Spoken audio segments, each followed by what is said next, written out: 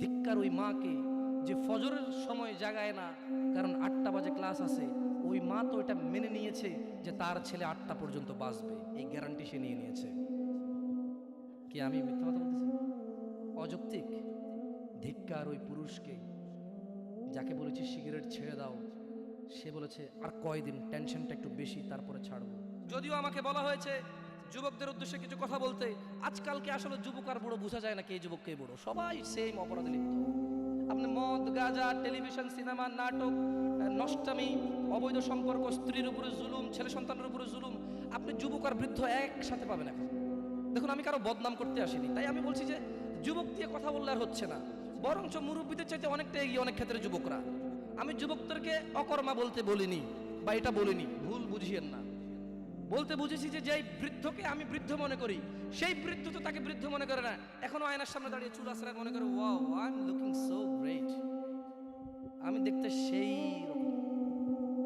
আপনি দেখছেন তার চুল পাকা, সে দেখতেছে যে ওয়াও এই চুলটা সাদা হওয়ার কারণে সৌন্দর্য আরো বৃদ্ধি পাইছে, that's mean I love your power আরো বেড়ে গেছে। আপনি বুঝেননি, আপনার মনে হচ্ছে সে বৃদ্ধ, বাট সে প্রতিদিন এই আয়নার সামনে দাঁড়ায়, তাকে একদিনও তার পরিবর্তন মনে হয়নি।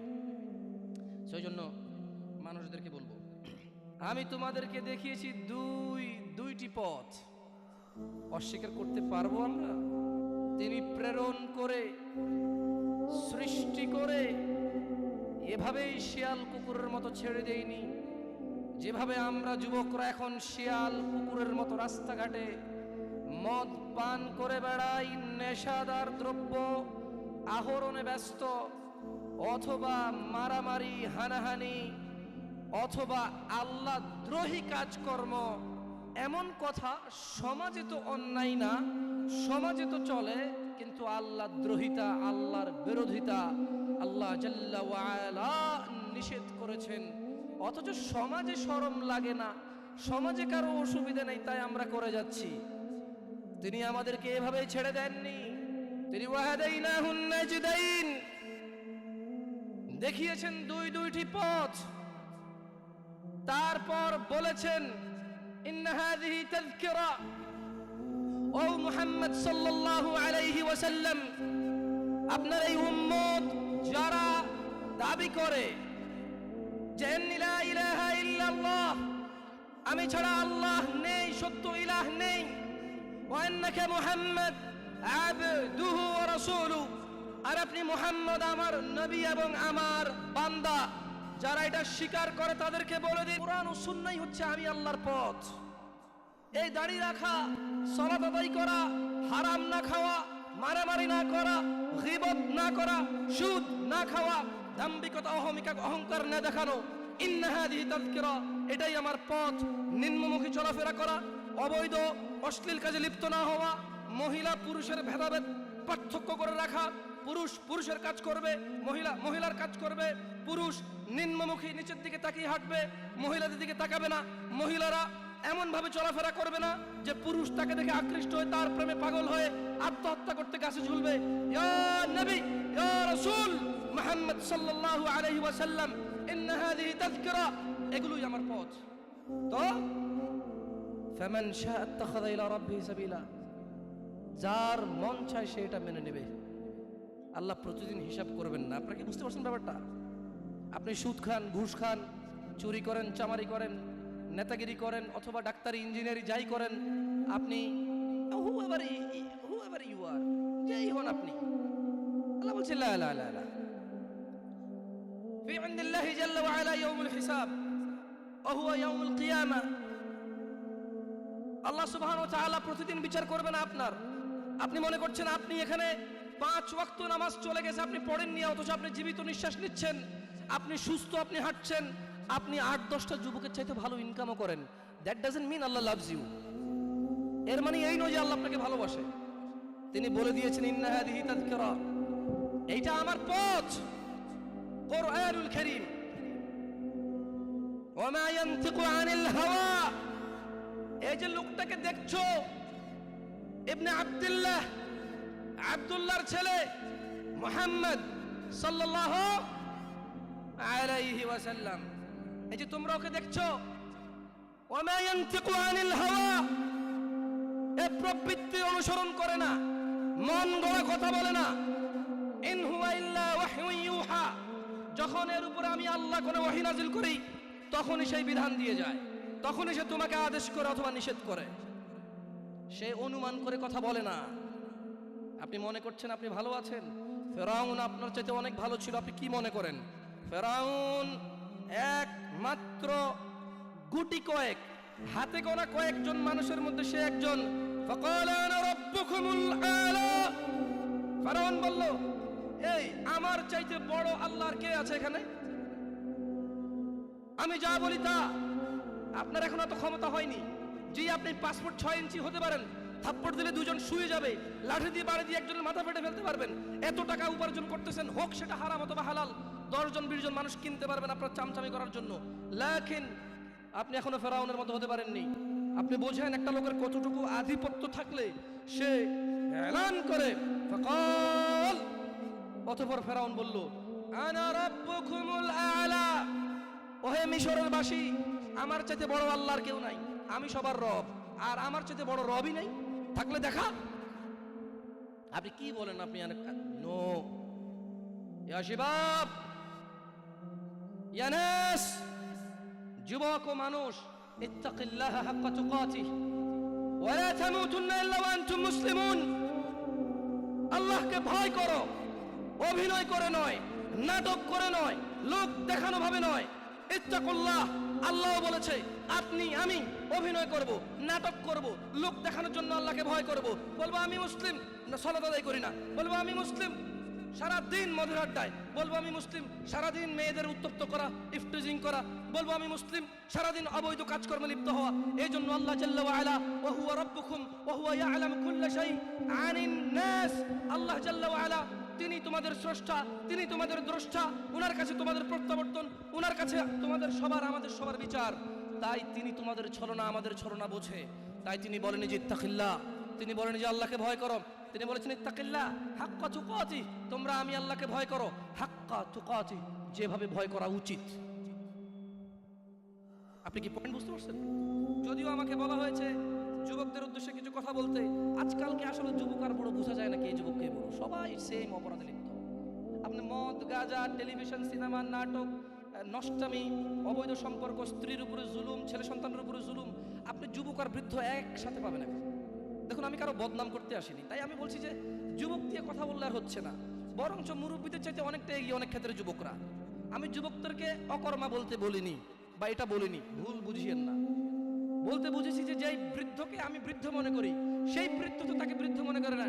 এখনো আয়নার সামনে দাঁড়িয়ে চুল আঁচড়ায় মনে করে wow I am looking so great, আমি দেখতে সেই রকম। আপনি দেখছেন তার চুল পাকা, সে দেখতেছে যে ওয়াও এই চুলটা সাদা হওয়ার কারণে সৌন্দর্য আরো বৃদ্ধি পাইছে। That's mean I love your power আরো বেড়ে গেছে। আপনি বুঝেননি, আপনার মনে হচ্ছে সে বৃদ্ধ, বাট সে প্রতিদিন এই আয়নার সামনে দাঁড়ায়, তাকে একদিনও তার পরিবর্তন মনে হয়নি। সেই জন্য মানুষদেরকে বলবো, হুয়াল্লাযী ইউসাউবিরুকুম ফিল আরহামি কাইফা ইয়াশা লা ইলাহা ইল্লা হুয়াল আজিজুল হাকিম। তিনি আল্লাহ মাতৃগর্ভে যেভাবে ইচ্ছে তোমাদেরকে আকৃতি গঠন করেন, তিনি ছাড়া অন্য কোনো সত্য ইলাহ নেই। ওয়া হুয়াল্লাযী আনশাআ লাকুমুস সামআ ওয়াল আবসারা ওয়াল আফইদা ক্বালিলাম মা তাশকুরুন। আর তিনি আল্লাহই তোমাদের জন্য কান, চোখ ও অনুভূতি, এই যে তোমরা আমরা দুঃখ পাইলে অনুভব করি, কষ্ট পাইলে অনুভব করি, তিনি আল্লাহ এই অনুভূতি শক্তি সৃষ্টি করেছেন। আর তিনি বলছেন যে আল্লাহ বলছেন আমরা মানুষরা নাকি খুবই অল্প কৃতজ্ঞতা প্রকাশ করি। ওয়া হুয়াল্লাযী যারাআকুম ফিল আরদি ওয়া ইলাইহি তুহশারুন। আর তিনি তোমাদেরকে জমিনে ছড়িয়ে ছিটিয়ে দিয়েছেন এবং তোমরা আমরা সবাই আল্লাহর কাছে প্রত্যাবর্তন করব। ওয়া হুয়াল্লাযী ইউহয়ী ওয়া ইউমীত ওয়া লাহু ইখতিলাফুল লাইলি ওয়ান নাহার আফালা তাআকিলুন। আর তিনি আল্লাহ জীবিত করেন এবং মৃত্যু দেন, আর আল্লাহর অধিকারে রাত ও দিনের পরিবর্তন, তবু কি তোমরা বুঝবে না? বাল ক্বালু মিসলা মা ক্বালাল আউয়ালুন, বরং তারা বলে যেমন বলেছিল তাদের পূর্ববর্তী কুফফাররা, মুশরিকরা। ক্বালু আইযা মিতনা ওয়া কুন্না তুরাব ওয়া ইযাম আইন্না লামাবউসুন। আল্লাহ বলছে যে জমিন আর জমিনে যা আছে স্রষ্টা কে? জীবন এবং মৃত্যুর মালিক কে? রাত এবং দিন কার হুকুমে হয়? আল্লাহ বলছে যে তোমরা অল্পই কৃতজ্ঞতা প্রকাশ করো। আল্লাহ বলছে তোমরা কি তবুও অনুভব করবে না, উপলব্ধি করবে না যে আমি আল্লাহ, আমার আদেশে চাঁদ ওঠে, সূর্য জাগে, আমার আদেশে রাত্রি হয়, দিন হয়, আমার আদেশেই রক্ষণাবেক্ষণে তুমি মায়ের গর্ভে বেঁচে থাকো উইদাউট বাহিরের কোনো অক্সিজেন, হাওয়া বাতাস ছাড়া। আমি তোমাকে 10 মাস, 9 মাস, 11 মাস, 8 মাস, 7 মাস, যাকে আল্লাহ যতদিন পেটে রাখে, 10 মাস 10 দিন এটা সঠিক তথ্য নয়। কেউ 8 মাসে হয়, কেউ 9 মাসে হয়, কেউ 10 মাসে হয়। তাই কথাকে কথার মতো করে বলতে হবে। হজ না করতে পারলে আরেকজন দিয়ে করানো যায়। জাকাত, হঠাৎ করে গরিব হয়ে গেলেন, ব্যবসা হয়ে গেছে, জাকাত ফরজ, জাকাতের লিস্ট থেকে আপনি বাদ পড়ে গেলেন, আপনাকে দিতে হবে না। বুঝছেন না? বুঝেন নাই? একটা মাত্র ইবাদত সলা, এটার কোনো বিকল্প আর নাই। আপনারা কি মনে কষ্ট নেবেন যদি আমি একদম বড়দের মতো করে কথা বলি? মুরব্বীরা আছেন এখানে, বলি শোনেন, আপনাকে যে বলছে আপনি মুসলিম, সেও ভুল বলছে, আপনিও ভুল জানছেন। আপনি বলেন তো, মুসলিমের পরিচয় কি আল্লাহ দিবে না মানুষ দিবে? মানুষের মধ্যে কি মুহাম্মদ সাল্লাল্লাহু আলাইহি সাল্লাম দিবে নাকি অন্য মানুষ দিবে? তিনি বলেছেন যে মান তারাকা সলা, যে সালাত ছাড়লো ফাকাদ কাফার, সে কাফের, সে কুফরি করলো। তো কিভাবে? যে ব্যক্তি যেই ওয়াক্ত ছাড়লো সে ওই ওয়াক্ত কুফরি করলো। একেবারে ধরেন ফেরাউনের মতো না, নমরুদের মতো না যে কাফের হয়ে গেল। নো, যে আসর পড়ে নাই তার ঈমান চলে যায়, মাগরিব পড়লে ঈমান আসে। কিন্তু আপনি কি বলতে পারেন যে আপনি আসর পড়েননি, মাগরিব পর্যন্ত বাঁচবেন? হাত তোলেন তো কারা কারা ফজর পর্যন্ত বাঁচবেন। আমি বাঁচবো কিনা আমি জানি না, আমি তো তুললাম না, আমি হাত নামাই ফেললাম। আপনাদের মধ্যে কে আছেন ফজর পর্যন্ত বাঁচবেন? কি বলেন? ঈশান নামাজি অনেকে পড়েন নাই, কারণ ফজর থেকে ভালো হয়ে যাবেন এই জন্য। এই যে আপনি বাঁচবেন আপনি জানেন, তো আর হাত তুললেই তো হয়। আপনি মুখে একটা বলেন, আপনার কার্যকর্ম অন্যটা বলেন। বল্লাহি আমি কি আপনাদেরকে কাফের বলতে আসছি এই জায়গায়? বলেন তো, একজন বক্তা কি শ্রোতাকে কাফের বলতে আসে, নাকি শ্রোতাদেরকে কুফুরি থেকে ফিরাইতে চায়? আমার সাথে একটু কথা বলিন এবার। তাহলে আপনারা ভাবিন না যে আমি আপনাদেরকে কাফের আর মুশরিক বলার জন্য আসছি। আমি বুঝাতে চাচ্ছি যা আপনি করেন, যখন আমার মুখ থেকে তা শোনেন আপনার এত শরম লাগে, এত খারাপ লাগে, তাহলে এটা আপনি করেন, চিন্তা করেন, যেই জিনিস শুনলে আপনার এত খারাপ লাগে ওই জিনিসটা আপনি প্রতিনিধিত্ব করতেছেন। এটা কত জঘন্যতা! আমি কি বুঝাতে পারছি এবার? ক্লিয়ার? তাহলে এখানে কেউ নাই যে ফজর পর্যন্ত বাঁচবে, হাত তুলতে পারবে? কেউ আছে? অথচ ওই মা, ধিক্কার জানাই ওই মাকে, ধিক্কার জানাই ওই সমাজকে, ধিক্কার, অপবাদ দিয়ে যাচ্ছি ওই মা এবং ওই বাবাকে, যার ম্যাট্রিক পড়া ছেলে দাঁড়িয়ে রেখেছে, তার বাবা আর মা বলে ইউনিভার্সিটিতে গেলে রাখিও। এমনভাবে বলে মনে হয় যেন ছেলের জীবনটা নিজের হাতে, ইউনিভার্সিটি পর্যন্ত বাঁচবে তার গ্যারান্টি আছে। আফসোস, ফজরে ছেলে সন্তানকে জাগায় না। কেন? 8টা বাজে কোচিং আছে। ধিক্কার ওই মাকে যে ফজরের সময় জাগায় না, কারণ 8টা বাজে ক্লাস আছে। ওই মা তো এটা মেনে নিয়েছে যে তার ছেলে 8টা পর্যন্ত বাঁচবে, এই গ্যারান্টি সে নিয়ে নিয়েছে। কি আমি মিথ্যা কথা বলছি? অযৌক্তিক। ধিক্কার ওই পুরুষকে যাকে বলেছি সিগারেট ছেড়ে দাও, সে বলেছে আর কয়দিন, টেনশনটা একটু বেশি, তারপরে ছাড়বো। বলেছি মদ ছেড়ে দাও, মদখোর যখন মদ পান করে, ইয়াবাখোর যখন ইয়াবা সেবন করে, তার ঈমান তার সঙ্গে থাকে না, তার ঈমান তার দেহ থেকে বেরিয়ে মাথার উপরে ঘুরতে থাকে, কালো হয়ে থাকে। ছেড়ে দাও এই ইয়াবা। সে বলছে প্রেমিকার সাথে বড় ঝামেলা চলতেছে, বিয়েটা সেটেল হয়ে গেলে ছেড়ে দেব। সে গ্যারান্টি দিচ্ছে সে বিয়ে পর্যন্ত বাঁচবে। আফসোস ওই যুবক, যে মিথ্যেবাদী যুবক, ওয়াজের মাহফিলে ভীতু হয়ে থাকে, ওয়াজ থেকে বেরিয়ে দাম্ভিকতা দেখায়। এখানে কেউ হাত তুলতে পারলো না যে সে ফজর পর্যন্ত বাঁচবে। প্রত্যেক মানুষ ভালো হয়ে যাবে বলে কালকে থেকে ভালো হবে, গ্যারান্টি দিচ্ছে আজকে বেঁচে থাকবে সে। আফসোস।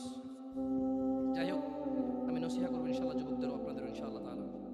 দেখুন, ওয়াজ, মাহফিল, হজ, সাদাকা ওয়াল উমরা, কুল্লু শাই আলাইহি, যা কিছু আছে আল্লাহি কিচ্ছু কাজে আসবে না যদি সালাত না থাকে। আর এই সালাতও কাজে আসবে না যদি শিরক মুক্ত ঈমান না থাকে। শুনেন বলি আপনাকে, আপনি এমন অনেক কাজ করেন, তারপরে যখন আপনাকে বলা হয় যে তুমি এটা কেন করছো, আপনি বলছেন যে এটা রাসূলুল্লাহর শানে, এটা আল্লাহর শানে, এটা মুরব্বির শানে, এটা ধর্মের খাতিরে, এটা দ্বীনের খাতিরে, এটা এটা এটা সমাজের খাতিরে। আপনি বলছেন যে এইটা রাসূলের শানে, অথচ রাসূল বলে যায়নি। এটাই জাহান্নামে আপনাকে করে দেবে। মানে রাসূল কোনো কিছু অপরিপূর্ণ রাখেনি। বুঝতে পারছেন না? পারি না। আপনি যখন নতুন কোনো কাজ করেন আর বলেন এটা কি খারাপ কাজ, জি এটা ভালো কাজ হওয়ার কারণেই আপনি জাহান্নামে যাবেন। কারণ আপনি কে যে নতুন ভালো আবিষ্কার করলেন? রাসূলে ভালো দিয়ে যায়নি। আমি কি বুঝাতে পারছি না? পারি নাই। যাই হোক, অন্যদিকে চলে গেলে আপনারা আসলে পরে ঝামেলা করবেন। খের ইনশাল্লাহ পরিচিতি পর্ব তো টুকটাক কথা বলে যাব। আল্লাহ যদি বাঁচায় রাখে, এলাকার ছেলে আমি খায়ের ইনশাল্লাহ ডাকবেন, আসবো, অন্য সময় বলে যাবো আপনাদেরকে কথা নিয়ে। শুনুন তো, তারা বলতো যে লাকাদ উইদনা নাহনু ওয়া আবাউনা হাযা মিন ক্বাবল ইন হাযা ইল্লা আসাতিরুল আউয়ালিন। আমাদেরকে তো এই বিষয়ে প্রতিশ্রুতি প্রদান করা হয়েছে এবং অতীতে আমাদের পূর্বপুরুষদেরকেও এই প্রতিশ্রুতি করা হয়েছে। এটা তো পূর্ববর্তী লোকদের উপকথা ছাড়া আর কিছুই না। যখন তাদেরকে বলা হয় সালাত আদায় করো, যাকাত প্রদান করো, রাসূলের প্রতি ঈমান আনো, আল্লাহর প্রতি ঈমান আনো, শিরক ছাড়ো, বিদআত ছাড়ো, হারাম ছাড়ো, হালাল ধরো, তারা বলে যে এগুলো তো আমাদেরকে আগেই বলা হয়েছে, আরে আমাদের বাপ দাদাকেও বলেছে। এগুলো তাদের আগের বাপ দাদাদের কথাবার্তা ছাড়া কিছুই না, এগুলো সব মানে শোনা কথা। এগুলো সব কি কথা? শোনা কথা। আফসোস, তারা বিশ্বাস করেনি, তাই তারা আমল করেনি। আজ বাস্তব অবস্থা এমন, বিশ্বাস করেই আমল করে না। ওয়াল্লাহি situation is so different right now, because এই লোকটা বোঝে না, জানে না, আপনি তাকে শিখাইতে পারবেন। এই লোকটা বলছে যে জানি জানি সব জানি, আসলে কি করব বল, সবই জানি, আসলে মানা হয় না আর কি। ওর জন্য আর কোনো হিদায়াতের রাস্তাই থাকে না। আপনারা কি বুঝতে পারছি ব্যাপারটা? হুজুর আমি সূরা ফাতিহা জানি না, আমি বললাম বলেন আলহামদুলিল্লাহি রাব্বিল আলামিন। আপনি বলেন যে জানি হুজুর, সবই জানি, এখন পড়বো না, ওযু নাই। আমি বললাম ওযু করেন, বলে যে ঠান্ডা লাগে ওযু করবো না। আমি বললাম তায়াম্মুম করেন, বলে যে নতুন জামা পরিষ্কার হয়ে যাবে। আমি বললাম ওযু ছাড়াও তো কোরআন পড়া যায়, লা ইয়ামাসসুনা ইল্লাল মুতাহহারুন, এটা ছুঁইবে না পবিত্র হওয়া ছাড়া, কিন্তু পড়া তো যাবে। কোরআন ধরতে ওযু লাগবে, পড়তে তো লাগবে না, পড়েন। বলে যে হুজুর এখন মন চাইতেছে না। বলেন এই লোক ওই লোকের চাইতে অনেক বেশি জঘন্য না যে বলছে যে দূর আমি সূরা ফাতিহা জানি না তাই পড়ি না? আরে সে বলতেছে যে আমি জানি কিন্তু আমি পড়বো না। বলেন কোনটা বেশি খারাপ? হ্যাঁ, আগের যুগের মুশরিকদের চাইতে এখন আমাদের মুসলিমদের অবস্থা বেশি বাজে না? ওরা একজনও ঈমান আনেনি, কেন জানেন? বলে যে দূর এ কিসের নবী, মুহাম্মদ কিসের নবী সাল্লাল্লাহু আলাইহি ওয়াসাল্লাম। বলে যে কিসের নবী, আমাদের মতো খায় পরে, এ যদি নবী হইতো এর পাশে দুজন ফেরেশতা কেন নামলো না? এর মারলো দাঁত ভাঙা গেল, এর খিদা লাগে, এর মারলে ব্যথা পায়, এর গা থেকে রক্ত বাইর হয়, কিসের নবী? এরা মানে নাই, এরা মুহাম্মদ সাল্লাল্লাহু আলাইহি ওয়াসাল্লামকে বিশ্বাস করে নাই। কেন বলেন তো? বড়দের খিদা লাগে খায়, এ বিবাহ করছে, এর বাচ্চা আছে, এই ইনসিকিউর ফিল করে। যদি এর নবী হইতো, কেন আল্লাহর নবীর জন্য দুজন ফেরেশতা পাঠাইলো না, যাতে আমরা সবাই দেখে ভয় পাই, ওর কোনো ক্ষতি করতে না পারি? আমি ঈমান আনতাম। এই জন্য মানে নাই, কারণ কেন? উনি খিদা লাগে ওনার, উনি কেউ মারলে ব্যথা পেত, ওনাকে কেউ আঘাত করলে ওনার কলিজা ভেঙে যেত, ওনাকে কেউ অবজ্ঞা করলে, শিরিক করলে, আল্লাহর দ্রোহিতা করলে উনি দুঃখ পেতেন, ওনার সাহাবাদের জন্য তিনি কাঁদতেন, ওনার ক্ষুধা লাগতো, ওনার বাচ্চা কাচ্চা ছিল, ওনার স্ত্রী ছিল, উনি বনি আদম সন্তান ছিলেন। ওরা বললো যে না, আদম সন্তান কিভাবে নবী হয়? আপনি সূরা ফুরকান খোলেন, আপনি সূরা কি বলে আউযু বিল্লাহি মিনাশ শাইতানির রাজিম, সূরা কাহফ খোলেন, আপনি সূরা মাইদা খোলেন, আয়াতগুলো পাবেন। ওরা বললো যে no, this man could not be prophet. এই মানুষটা নবী হইতেই পারে না। কেন? সে আমাদের মতো খায়, ফিরে, চলাফেরা করে, বাজারে যায়, আসতেছে যাচ্ছে, বুঝে আসছে না আসে নাই? হ্যাঁ, এই জন্য ওরা মানে নাই। কিন্তু আফসোস, আজকে আমি আর আপনি বলছি যে আমরা রাসূলকে মানি। উনি চায় খাক না খাক, ব্যথা পাক না পাক, ফেরেশতা আসুক না আসুক, যেহেতু আল্লাহ সুবহানাহু ওয়া তাআলা ওনার স্বীকৃতি কোরআনে দিয়েছেন, তিনি মুহাম্মদ, তিনি আমাদের রাসূল, তিনি আমাদের কদওয়া, তিনি আমাদের অনুসরণীয়, তিনি আমাদের আইডল, তিনি আমাদের মাননীয়, তিনি আমাদের পূজনীয়। উনি যাই হোক, আল্লাহ ওনাকে চয়েস করেছে, আল্লাহ আমাদেরকে আদেশ দিয়েছে মানতে। আমরা আল্লাহর বান্দা, আল্লাহর সৃষ্টি, তাই আমরা ওনাকে মানি। এই কথা বলার পরে ওনার কোনো আমালের প্রতি আমাদের কোনো ভ্রুক্ষেপ নাই। বাস্তবতা কি এমনটা নয়? ওয়াল্লাহি দেখুন, আমি এখানে ওয়াজ করতে আসি, আপনাদের মন জুড়াইতে আসি না। আমি বুঝাতে চাচ্ছি, এখানে আমি 1 ঘন্টা কথা বলি অথবা 5 ঘন্টা বলি, অথবা এখন স্টেজ থেকে নেমে যাব, সলাতের বিকল্প কোনো সলাতের কোনো বিকল্প, সলাতের কোনো বিকল্প। আফসোস এই ওয়াজ মাহফিলের অ্যারেঞ্জমেন্টের 80% বেনামাজি হয়। এটার খবর বলতেছি না, আমি দেখছি যারা ওয়াজের অ্যারেঞ্জ করে ওরাই বেনামাজি। মানে এটা হচ্ছে কি, হিন্দু লোকে আপনার বিয়ে পড়াচ্ছে, বুঝতে পারি নাই। দেখেন, আমি আপনাদেরকে তুচ্ছ করতে আসিনি, উদাহরণ দিচ্ছি। একটা পণ্ডিত যদি এসে মুসলমানের বিয়ে পড়ায়, আপনি হাসবেন নাকি উপহাস করবেন না? আমাদের কাছে এমনই লাগে। লক্ষ লক্ষ টাকা দিচ্ছে, মাশাআল্লাহ, আল্লাহ কবুল করুক। এগুলো কাজে আসবে যখন আপনি হিদায়াত পেয়ে যাবেন ইনশাআল্লাহ। ওয়াল্লাহি আপনি সালাত ছাড়া চলে গেছেন দুনিয়া ছেড়ে, আপনার এই দান সাদাকা, এই ভালো কাজ, এই মসজিদ মাদ্রাসা, it will not help you. এটা আপনাকে হেল্প করবে না। যদি সালাত থাকে, কি থাকে, কি থাকে, ঈমান থাকে, কি থাকে, তখন আপনার যাররা ধুলাকণা পরিমাণ জিনিস কাজে আসবে। এছাড়া আপনার পাহাড় সমান জিনিস কাজে আসবে না। এবার আল্লাহ প্রশ্ন করতেছে, যখন তারা বলল যে দূর, এগুলো তো উপকথা, আমাদের আগে বাপদাদারাও শুনছে, আমরাও শুনি, এগুলো কি কথা? এবার আল্লাহ বলছে যে আউযু বিল্লাহি মিনাশ শাইতানির রাজিম, কুল লিমানিল আরদ, ও মুহাম্মদ সাল্লাল্লাহু আলাইহি ওয়াসাল্লাম বলুন, জমিনে এবং এতে যা কিছু আছে, ওমান ফিহা, এবং এতে যা কিছু আছে, কুল লিমানিল আরদু ওমান ফিহা ইন কুনতুম তা'লামুন, বলো জমিনে এবং এতে যা কিছু রয়েছে এর মালিকানা কার? সায়াকুলুনা লিল্লাহ কুল আফালা তাযাক্কারুন। বলো যে মুহাম্মদ সাল্লাল্লাহু আলাইহি ওয়াসাল্লাম এদেরকে জিজ্ঞাসা করেন, এই জমিনে যা কিছু আছে এর মালিক কে? এবার আল্লাহ নিজে স্বীকৃতি দিচ্ছে, সায়াকুলুন, এরা বলবে, লিল্লাহ, এগুলোর মালিক আল্লাহ। এবার আল্লাহ বলতেছে, কুল, মুহাম্মদ বলে দিন, আফালা তাযাক্কারুন, তবু কি তোমরা শিক্ষা গ্রহণ করবে না?